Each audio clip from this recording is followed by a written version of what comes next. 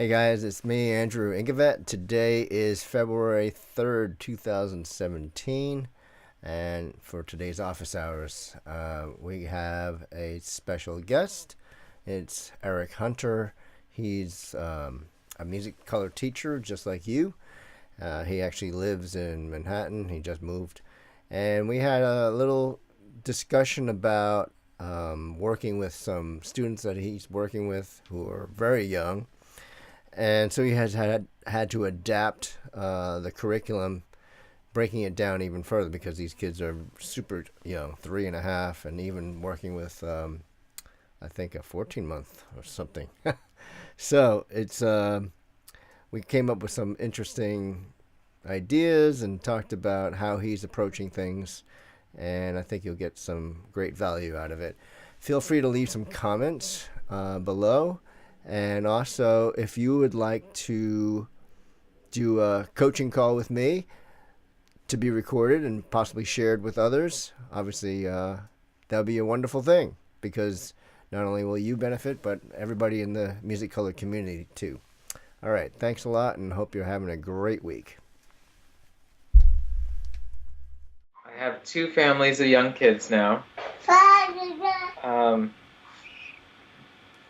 um, the one that I started earlier, she's doing pretty well with the pieces, although what I ended up doing was just using your color system to do like basic 2 and 3 finger pieces, Uh-huh.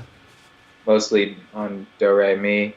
And that's been going pretty well. She's been showing some improvement the last couple of lessons, and she's starting to be able to play more, although just kind of like following along in the music and keeping track of how many times she does things and like, where she is in the piece, stuff like that. That's still, she's got some developing to do there. But I think somebody's practicing with her now because she's definitely getting better. So Great. we How old do is about, she? she's 3.5, Okay. and we're doing about we're working on 2 pieces each lesson, although this week I didn't give her anything new, but that's better, I think. Okay. And and yeah, I mean, spend like 5 minutes on each piece, and then the rest of the lesson is just activities and whatever. But it still feels like she's getting like a real piano lesson as opposed to just playtime the whole time, which is more than I can say for the other student that I got recently. Mm-hmm. Uh, who doesn't. I don't know. Her mom says like they practice and she does pretty well, but she's still like shy to play in front of me or something, and she'd rather do the activities than sit down at the piano and play. But that's fine. They don't care, so she's just having a good time. Um, but How old is last week that? I had How old is that child? she's the same age, Okay. but she's more advanced actually. With Um, finger dexterity, you mean? Fine motor skills? well, that is kind of hard for me to tell because she hardly plays, but I feel like in terms of her cognitive development, she's further along. Okay. The first one, it's kind of interesting. I'm starting to get to know her family a little bit more, and I see some unfortunate things. Like, I feel like they're really heavy-handed with the discipline when she really should be allowed to play a lot more, Oh, right. and they're during the lesson they're always like reprimanding her for like not paying attention or not like studying hard enough or something like that, and I'm like, it's not really what it's supposed to be. I mean, let her be 3, come on. There's a lot of So tiger parents out there. yeah, and but it's interesting because I feel like she's kind of regressive in some ways. Like, 'cause she's got a lot of energy and she's really cute and playful, but because she's being reprimanded all the time, I feel like she retreats into kind of acting more like a baby.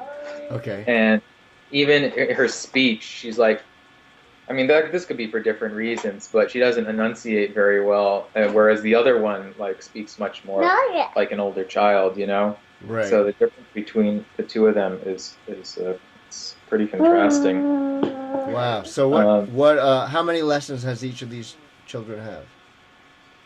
okay, so the first one I started her like beginning of December or something like that. By now, I think she's had maybe 6 lessons or something like that. And what song is she working on now? Um, so she passed peanut butter sandwich and hot cross buns at the last lesson, Okay. and I've given her um, and then I started giving her like the 2 and 3 finger pieces, which I transcribed from method books, just like the first pieces in there. Oh, okay. Yeah. So she's not playing with So all 10 fingers yet? no, I thought she seemed to do better with fewer notes. Okay. So since it's I think been all do re mi pieces. Uh-huh. I was thinking of trying to move on to like mi fa sol, so she's using the other fingers. Right, right. Sweet, I didn't give her anything new. So So she's actually a little bit younger than the target that I had originally considered. But yeah. it sounds like you're still finding things to work on, Hmm. just a little bit even smaller. Yeah, so like with the second one, like I'm not sure like how much mileage we're going to get out of practicing and playing pieces right now. So Right. if they just want to do activities, that's fine. But with the first one, she seems to be benefiting and actually progressing as long as I just keep it simple enough.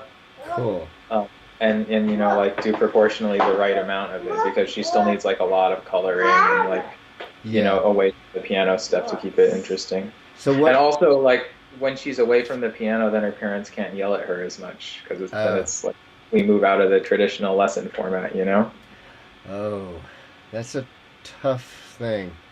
Yeah. We so I've had some parents like that. In fact, recently I spent two 45-minute calls with a parent who hasn't even signed up yet, who has, I mean, she's so I was wondering why she was like such a helicopter parent. She was saying, my son is, he has some issues and just want to make sure this is going to be the right thing for him. And he's already 7. Yeah. So, and she's like so careful that I'm like, Uh-huh.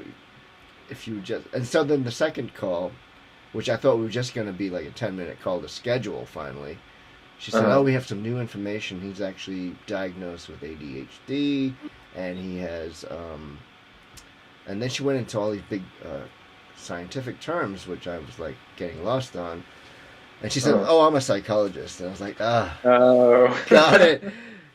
Psychologists sometimes overanalyze their own kids, Oh, and God. I was kind of like hesitant to even want to take her on because she could take a lot of time. Yeah. But I was assuring her that this method works really well with kids who have focus issues, as Yeah. long as you don't try to keep them rigidly tied to the piano bench.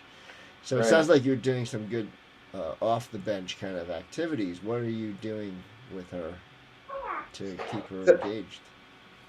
yeah, so I try to use everything in the playbook. So we do the letter cards, Oh, great. and I'm as the weeks go by, I'm trying to add different ways to use them. Oops. Um, um, and I bought the Music Mind Games activity book, Oh, cool. which I'm trying to slowly get through. There's a lot in there, and then I realize I have to not like read everything and just kind of skim and see what jumps out at me. Yeah, there's Um, it's a dense book. yeah. So yeah, letter cards. We use the rhythm flashcards, which I was wondering, do you know if they have those in a bigger format? Because the ones I ordered off their website are really small, and they're okay for the individual lessons, but in the group class, it'd be nice if I had a bigger one that everybody could use at the same time. So, when in your group class, how many people are in that group? Yeah, so what I did was we started the group class for the first time this past Saturday, and the second one will be tomorrow. And it's basically these 2 students plus my son Hmm. plus the younger brother of the Okay. second one who's like 14 months. Yeah. Wow. Okay, so you're kind of merging the music together world with your own private lesson world. Yeah. Yeah, exactly. I mean, basically, what I was thinking was that it would be nice for my son to have a play date with these kids, Exactly. and then with the family, with the girl who doesn't like to play and her younger brother who's too young to do much. Although interestingly, I got him up at the piano last week during the group class, um, and he was quite happy sitting there picking out notes, whereas she didn't want to play at all. So I thought that was interesting. Huh. Um,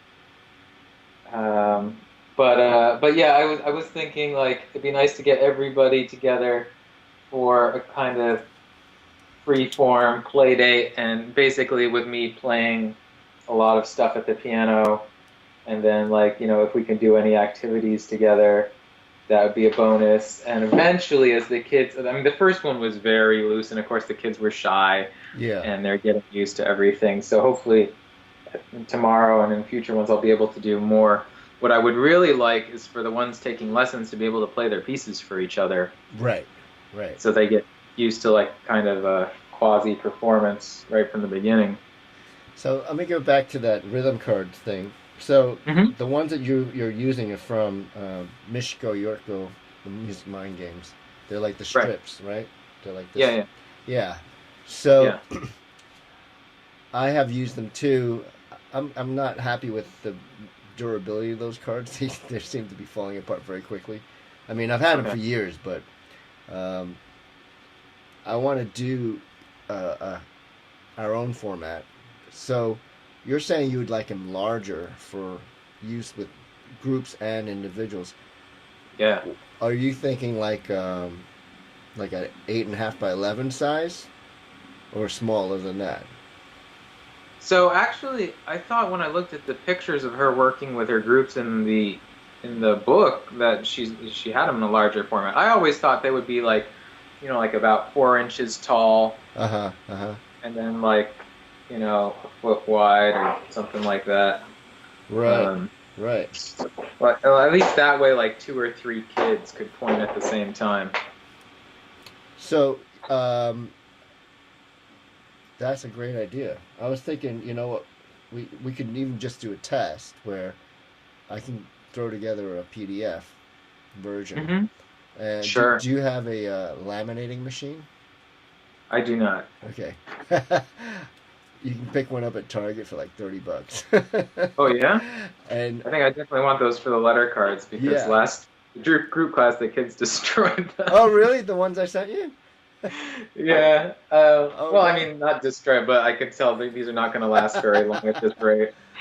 I used to use gigantic full size letters I made on my computer printer. Mhm. And so it was just one set of A, B, C, D, E, F, G. Uh, but they're gigantic, and you can do something like that. If that's useful, I can actually put that together. But I like the idea of, say, taking like a half size sheet, and then like Yeah, doing it in two strips, one on top and one on bottom, and then you can cut it and laminate. You know, that's true. that might be a large enough format. Um, and then if that works, then I can get a more professional printing of it, so that we have Hmm. a heavier stock and a glossy finish. Yeah, okay. That sounds So good. yeah, I was also thinking. Here's another idea. Let me get your feedback on this. If those cards that she's been creating, though I like them, there's a preset pattern per card, right? Hmm. What if we had individual cards with one pattern so that it could be randomized? Yeah, and the kids could build their own. Yes, yes, Yeah, that sounds good. yeah, that would be great. So that's what I'm thinking, and I actually have some other cards coming. Hmm. I've made solfege cards, and they're actually still at the printer. They're going to be coming. But Okay, if you're interested in those would be useful too, I think, because kids okay. love to see kids. Just the pictures of the kids on them, and they're tarot size. I don't know if you ever seen Okay. tarot cards. They're a little bit larger than playing cards, you know. Okay, yeah, yeah. That reminds me, actually, with the another activity I do with the kids is the solfege gestures. Yeah. Um, since they're so young, I can't remember if I told you this last time, but I modified them so that they're just kind of pointing to discrete body parts rather than making Okay. signs. Okay. So I just start at the bottom. So do is like your feet, and then Ah. re is knees, So it's and enlarged. and me is your hips. And I started just with those three, Uh-huh. and then and then as she's ready, I move up to like let's see, was fa is arm, no, fa is belly button. Outside your phone. I And then like that. sol is armpits, uh, la is shoulders, and then I think T is ears and go. That's clever. I like that. So yeah, it was a friend of mine that gave me the idea, and then it becomes like a full body exercise, you know. Yeah, And then you do like kind of Simon Says with it, exactly. and It, they get tired in like 30 seconds. but it's also reminds me of there's a like a nursery rhyme or something, like Yeah. heads and shoulders, knees and toes, and knees and toes. You know, I Hmm. because I retook preschool with my son when he had separation anxiety. Hmm. I watched that many times. So yeah, that's anything physical is really valuable, especially for Hmm. the youngest. Yeah. So another thing that I don't know if you have tried yet, but I use a whiteboard quite often with my kids. Yeah. I was just thinking about that. So the whiteboard is lovely for um, you writing down a rhythm pattern in stick notation, Hmm. and then they can just do it like that because it can Yeah. be very large. You can make them Yeah. big enough, and then they can start to write their own, which they love to do. You know, each kid takes a turn and writes a simple pattern, and they want to try to make it as tricky as possible. And the teachers I'm working with at Park Slope Music Lessons, I'm ordering some whiteboards to try out with them, like portable ones, so, because they go to the Oh. kids' homes. And I found one which I'm gonna test out. That is, it's portable enough and it's magnetic, Uh-huh. and then so you can write stick notation, but you can also draw a staff real quick. And then I Yeah. found these rainbow pushpin magnets, Uh-huh. which they could use to denote where the certain notes are. Hmm. Which for your kids might be a little dangerous because you still have kids who are putting stuffs in mouths. You know? I mean, I think the 3-year-olds would probably be okay. Yeah, No, I mean, not the babies, obviously, yeah, but yeah. Keep magnets away from little toddlers. yeah. Um, so that's a But even just, I thought about the whiteboard, but I hadn't thought about getting a portable one. That's a good idea. They'd like that. yeah, yeah. So I'm gonna review it this week. It's supposed to come tomorrow, and there's a lot of other things you can do with it because another thing I love to do is like especially when you've kind of run out of ideas. One thing is to like make up a song with them Hmm. and personalize as much as possible. So they're like, oh, what are we gonna do? Okay, so what do you know, what who's your best friend? And they'll tell you the name, and then you can see how many syllables that is. Sophia. Okay, and then you can draw out like a rhythm notation, and then you can Okay, yeah. say Sophia and me went skating or something, right? And you can write out a Right. rhythm for them and have them practice the rhythm, and say, okay, what are the notes we're going to use? You get to choose the colors, and then you can have them actually tell you which one should this be. Okay, this should be blue, and this, and then you try to listen to it. You say, "Oh wow, that sounds pretty good. What if we change this to make this, and it'll be even better?" And they're like, "Oh yeah, it sounds even better," you know. So, most kids don't know how to structure a melody, so then you can guide them, and then you can Yeah. end on the tonic at least. Uh-huh. And That's a great idea. I remember you had that in one of your videos, and I had forgotten about it since then. I definitely want to do that. Yeah, and it could be like a two-line song, Yeah. and it could be, I've noticed something is that rhythm is so exciting to them, and most early piano books don't have any interesting rhythms because they're Mm. complicated to to explain or read. But Yeah. if you're just showing it to them and then having these colored dots on the page, it's like, oh, we can do a huckleberry really fast, Right. Yeah. and they don't realize that they're playing some fancy 16th notes. Hmm.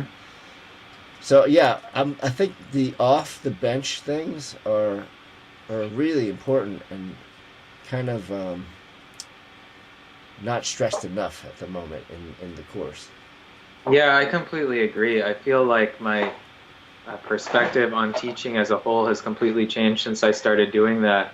Because for one thing, like a lot of problems that I had with certain students or younger students just completely go away when you get them off the bench and start doing these kind of fun activities that because like just sitting on the bench for half an hour is kind of a tall order for most kids Oh to a yeah, certain. oh yeah, And then I realized like this is all stuff that they need to be doing anyway, you know?